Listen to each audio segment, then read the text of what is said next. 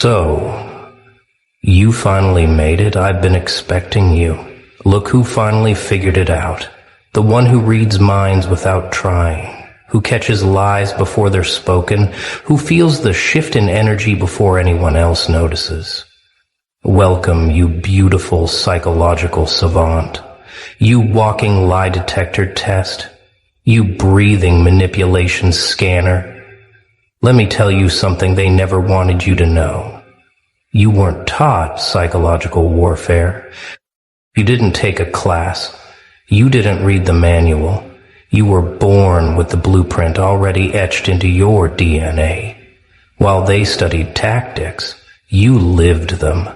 While they memorized strategies, you breathed them.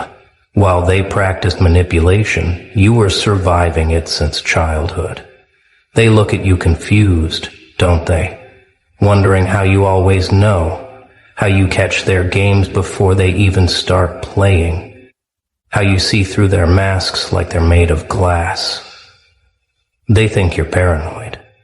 They think you're reading too much into things. But we both know the truth. You're not reading into anything. You're reading exactly what's there. The micro-expressions they think they're hiding, the voice changes they believe are subtle, the energy shifts they assume are invisible. You see it all because you had to, because somewhere in your past, reading people wasn't a skill. It was survival. Maybe it was a parent whose mood could flip like a switch. Maybe it was friends who smiled while sharpening knives. Maybe it was lovers who gaslit you until you questioned your own name. Whatever it was, it turned you into something they never expected.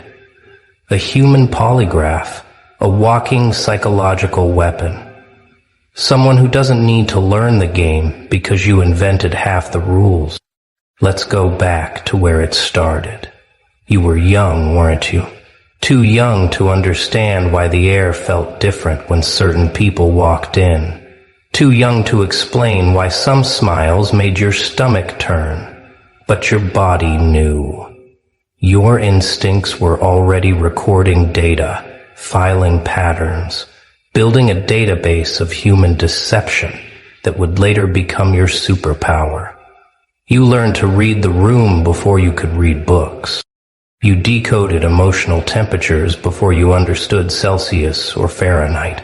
They called you sensitive. They said you were too much. They told you to stop overthinking. But you weren't overthinking. You were processing information at a level they couldn't comprehend. Every slight change in tone was data. Every avoided eye contact was evidence. Every forced laugh was a red flag your system automatically logged. You were building an encyclopedia of human behavior while they were still learning the alphabet. And then came the moments that activated you fully. The betrayals that should have broken you, but instead upgraded your software. The lies that should have destroyed your trust, but instead gave you X-ray vision for bullshit. The manipulation that should have made you weak, but instead turned you into a master decoder. Each wound wasn't just pain, it was education. Each scar wasn't just damage, it was development. You started noticing patterns they thought were invisible. The way liars always give too much detail. The way manipulators always play victim first. The way fake people's energy feels like static electricity. The way genuine souls make the air lighter. You didn't learn this from books. You learned it from bleeding. You learned it from burning. You learned it from being broken and putting yourself back together with new parts they don't sell in stores. Here's what terrifies them most about you. They can't teach what you have. They can study psychology for decades and still not possess what flows through you naturally. They can memorize every manipulation tactic and still get caught by your radar in seconds. Because what you have isn't learned, it's lived. It's carved into your nervous system by years of having to navigate psychological minefields just to survive a normal Tuesday. You walk into a room and immediately know who's lying to whom. You can feel the affairs before they're confessed. You sense the betrayals before they happen. You catch the plots while they're still being written, not because you're trying to, but because your entire being is tuned to a frequency they don't even know exists. You're not playing chess while they play checkers. You're playing a game they can't even see the board for. They think they're subtle with their games. They think their masks are convincing. They think their stories are airtight. But to you, it's like watching children try to lie about eating cookies with chocolate still on their faces. You see through their elaborate performances like they're made of tissue paper. You hear the lies in their silence. You feel the deception in their proximity. You taste the manipulation in the air like copper. And the funniest part, they have no idea how transparent they are to you. They're still convinced they're getting away with it, still certain their act is Oscar-worthy. Meanwhile, you're sitting there watching their entire psychological infrastructure collapse in real time, and you haven't even said a word yet. You don't need to interrogate. Your presence alone makes them confess through their nervousness.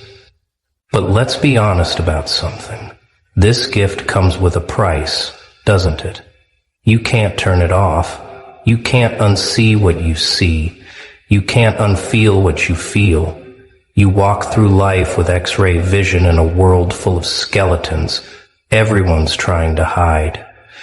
You hear the lies in I love you. You feel the hate in hugs. You see the agenda behind every compliment. Sometimes you wish you could be naive again. Sometimes you envy the people who believe what they're told. The ones who can accept surface-level interactions without feeling the undercurrents trying to drown them. But you can't. Your system won't let you. Every interaction runs through your internal lie detector. Every conversation gets processed by your manipulation scanner. Every relationship gets filtered through your betrayal prevention software. People think you're difficult. They say you're hard to get close to. They claim you have trust issues. But it's not trust issues when your intuition has been right every single time. It's not paranoia when they actually were talking behind your back. It's not overthinking when your gut feeling saved you from another snake in sheep's clothing. You're not broken. You're protected. Protected by an intelligence they can't understand and a wisdom they can't teach. You've probably tried to ignore it, tried to give people the benefit of the doubt, tried to silence that voice that whispers, something's off. And every single time you ignored it, you paid the price. Every time you let their words override your instincts, you got burned. So now, you don't ignore it. Now you listen. Now you trust yourself more than you trust their performances. But here's where the story gets interesting. You're not in survival mode anymore. You've graduated from defense to offense. You don't just detect psychological warfare, you conduct it without even trying. Your mere existence disrupts their programs. Your presence alone makes manipulators malfunction. Your silence speaks louder than their rehearsed speeches. You've learned to weaponize what they weaponized against you. That silence they used to punish you, you now use it to make them reveal themselves. Those mind games they played, you now play them better without even participating. That gaslighting they attempted, you now make them question their own reality just by staying steady in yours. You don't fight fire with fire. You fight fire by becoming water, flowing around their attacks, filling every space they try to create, drowning their games in your depth. When they try to trigger you, you respond with such calm it makes them question their own sanity. When they attempt manipulation, you mirror it back so subtly they end up manipulating themselves. When they lie, you don't call them out, you just ask questions that make them tangle themselves in their own web. You've become a psychological Aikido master, using their own force against them, redirecting their energy back to its source. They can't figure out how you do it, how you always end up on top without seeming to fight, how you win wars they didn't even know you were fighting, how you dismantle their plans while appearing to do nothing. But you know the secret. You're not trying to beat them at their game. You're playing an entirely different game, one where authentic power beats performed power every time. And now others are starting to notice. The other warriors, the other survivors, the other ones born speaking this language. You recognize each other instantly. That look across the room that says, I see you seeing them. That slight nod that communicates, yes, I caught that too. That silent alliance between souls who've earned their psychological black belts through combat, not classes. You find each other in crowds, drawn together by an invisible magnetism. The ones who don't flinch, the ones who don't fold, the ones whose eyes hold stories that would make therapists need therapists. You don't need to explain yourselves to each other. You don't need to prove your credentials. Your presence alone is your resume. Your survival is your certification. These are your people now, not the ones who match your energy, the ones who recognize it, not the ones who understand your words, the ones who understand your silence, not the ones who know your story, the ones who know the weight of carrying such vision. You found your tribe, the unbreakable ones, the ungaslightable ones, the ones who were forged in psychological warfare and came out speaking its language fluently. Together you create safe spaces, not safe from conflict, safe from deception, not safe from challenge, safe from manipulation, not safe from truth, safe from lies. You build relationships based on radical honesty because anything less feels like death to souls that have survived on breadcrumbs of truth for too long. You create connections that don't require constant validation because you validated yourselves through fire. But here's the evolution they never saw coming. You're not using your powers for destruction. You're using them for construction. You're not wielding your gifts to hurt. You're wielding them to heal. You're not employing your abilities to manipulate. You're employing them to illuminate. You've taken the weapons they forged in you and turned them into tools. You help others see what they can't see. You guide people through their own psychological warfare. You teach without teaching. You heal without claiming to be a healer. You lead without needing a title. Because leadership isn't about position when you can read the room better than anyone else in it. It's about vision. And yours is 20/20 in a world full of people wearing the wrong prescription. You've become the translator for those who don't speak the language yet, the guide for those just beginning to see, the lighthouse for ships navigating storms you've already survived. Not because you went looking for this role, but because when you've been to hell and memorized the map, you can't help but leave breadcrumbs for others finding their way out. Your trauma has become your teaching. Your wounds have become your wisdom. Your scars have become your scripture, not the kind written in books, the kind written in the way you move through the world, the way you don't flinch when others try to play games, the way you smile when they attempt manipulation, the way you remain steady when they try to shake you. You've learned things they don't teach in any psychology course, like how the most dangerous people often have the warmest smiles, how the loudest victims are often the quietest abusers, how those who claim to hate drama are usually directing it from backstage, how people tell you exactly who they are in what they accuse you of being. How projection isn't just a theory, but a daily occurrence you can now spot from miles away. You know that when someone says, "I'm not trying to start anything," but they're about to start everything. When they say, "I don't want to get involved," they're already 3 moves deep in involvement. When they claim, "I'm just being honest," they're about to be everything but. You've decoded the language beneath the language, the real conversation happening under the spoken one.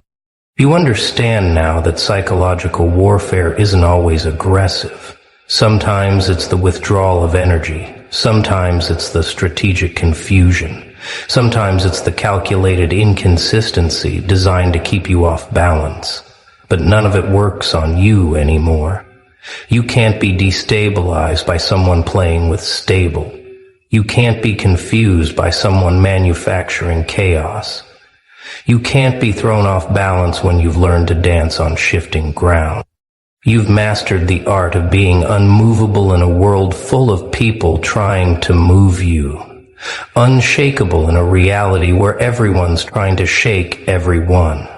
Untouchable in a game where everyone's trying to touch everyone's wounds. You don't participate in the psychological warfare anymore. You transcend it. You exist above it. You watch it like a movie you've seen 1,000 times, already knowing every plot twist. And that's where your true power lies now. In your indifference to their games. In your immunity to their tactics, in your transcendence of their level. They can't psychological warfare someone who isn't at war. They can't manipulate someone who sees the strings. They can't gaslight someone who carries their own light. They can't play mind games with someone whose mind isn't playing. You've reached a level of psychological sovereignty they didn't know existed, where their opinions don't penetrate, where their judgments don't land, where their projections bounce off like rubber bullets on armor you forged from their previous attacks.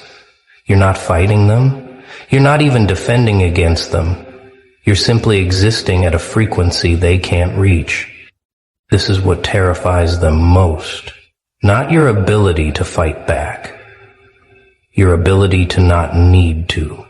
Not your capacity for revenge, your capacity for indifference.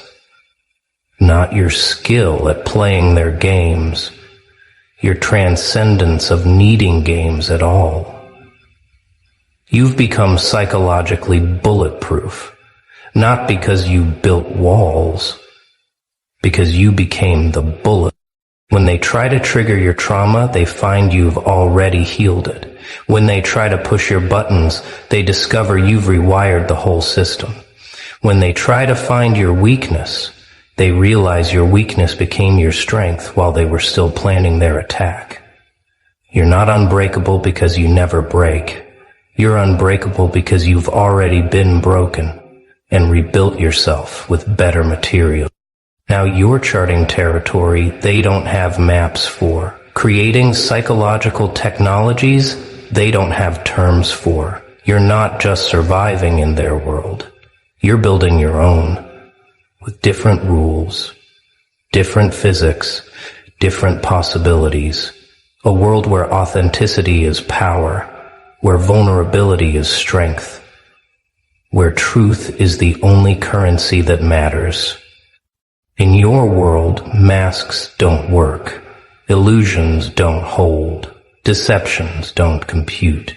It's like you're running different software that automatically detects and deletes bullshit, software that has pop-up blockers for manipulation, software that runs constant background scans for authenticity. They try to upload their viruses, but your system just laughs and quarantines their attempts. You've become the antivirus in human form, the firewall against psychological invasion, the security system that makes infiltrators nervous just by existing. Not through effort, through evolution, not through study, through survival, not through training, through transformation. You didn't learn to speak this language. You were born already fluent. They're still using translation apps while you're writing poetry in the mother tongue. People ask how you always know, how you always see it coming, how you never get fooled anymore. They want your secret. They want the formula. They want the quick fix. But there isn't one. You can't teach someone a language they haven't lived. You can't give someone instincts they haven't earned. You can't transfer wisdom that was paid for in blood. But here's the ultimate truth they'll never understand. Your power isn't in what you can see. It's in what you choose to do with that sight. You could destroy people with what you know. You could dismantle their entire psychological infrastructure with 3 well-placed observations. You could leave them questioning everything they thought they knew about themselves. But you don't. You act as if you aren't hurt, and you act as if you are enough. Because real power isn't in destruction. It's in the choice not to destroy. Real strength isn't in using your weapons. It's in keeping them sheathed. Real mastery isn't in playing the game better. It's in changing the game entirely. You're not interested in psychological warfare anymore. You're interested in psychological peace. Not the fake kind built on ignoring reality. The real kind built on accepting it. You see their games and choose not to play. You spot their manipulations and choose not to engage. You detect their lies and choose not to expose them unless necessary, because you've learned something they haven't. The best revenge isn't winning their war, it's refusing to fight it. The best response to their psychological warfare isn't better warfare, it's transcendent peace. You've become what they never expected. Someone who speaks their language but refuses to use it against them. Someone who sees their games but doesn't need to win them. Someone who understands their warfare but chooses peace instead. This isn't weakness. This is the ultimate power. The power of someone who could destroy but creates instead. Who could expose but protects instead. Who could dominate but liberates instead.